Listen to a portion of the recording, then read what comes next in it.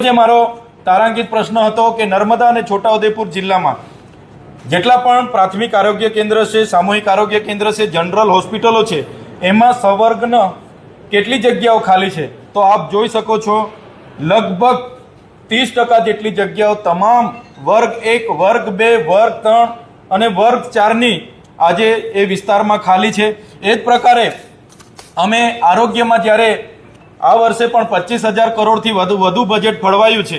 અમે આરોગ્યમાં આટલું મોટું બજેટ હોય તો અમે PMJY અંતર્ગત નર્મદા અને છોટાઉદેપુર જિલ્લામાં કેટલા કાર્ડ ધારકોને એમાં લાભ આપવામાં આવ્યો એની પણ માહિતી માંગી છે। ત્યારે નર્મદામાં એમણે કીધું કે નર્મદામાં છેલ્લા 2 વર્ષમાં 30 કરોડની સારવાર હેઠળ જોગવાઈ કરવામાં આવી અને છોટાઉદેપુરમાં 47.21 કરોડની છેલ્લા 2 વર્ષમાં જોગવાઈ કરવામાં આવી।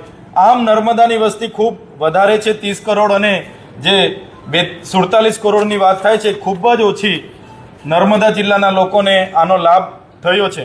એ જ પ્રકારે સાથીઓ, મારો જે 84 ક્રમાંકનો જે પ્રશ્ન હતો વિધાનસભાના સન્માન ગૃહમાં, એનો જવાબ માન્ય મંત્રીશ્રીએ જે આપ્યો છે, અમે પૂછ્યું હતું કે નર્મદા અને તાપી જિલ્લામાં સરકારી હોસ્પિટલોમાં આરોગ્ય કેન્દ્રમાં જિલ્લામાં કેટલી સબવાહિનીઓ છે? મારે દુઃખ સાથે કહેવું પડે છે કે સરકારે આ વિધાનસભામાં સ્વીકાર્યું કે એક પણ સબવાહિની નર્મદા અને તાપી જિલ્લામાં નથી। સાથીઓ, નર્મદા જિલ્લો એ સ્ટેચ્યુ ઓફ યુનિટીનો જ્યાં આવી છે, જે વિશ્વની સૌથી ઊંચી પ્રતિમા છે, એ નર્મદા જિલ્લો છે। ત્યાં નર્મદા બંધ આવેલો છે, છતાં એક પણ સબવાહિની નથી। કોઈનું મૃત્યુ થાય છે, એને લઈ જવા માટે ટ્રેક્ટરના ડાલામાં બેસાડી નાખીને લઈ જવું પડે છે, પિકઅપના ડાલામાં લઈ જવું પડે છે, ક્યાંક ને ક્યાંક ઝોલીમાં લઈ જવું પડે છે।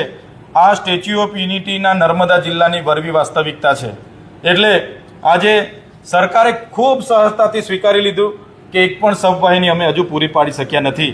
આવડું મોટું બજેટ હોવા છતાં નર્મદા અને તાપી જિલ્લા સહિતના જિલ્લાઓમાં સબવાહિની ન પૂરી પાડીને સરકારની આ મનસા, સરકારની બેદરકારી આ છતી થઈ રહી છે। ધન્યવાદ।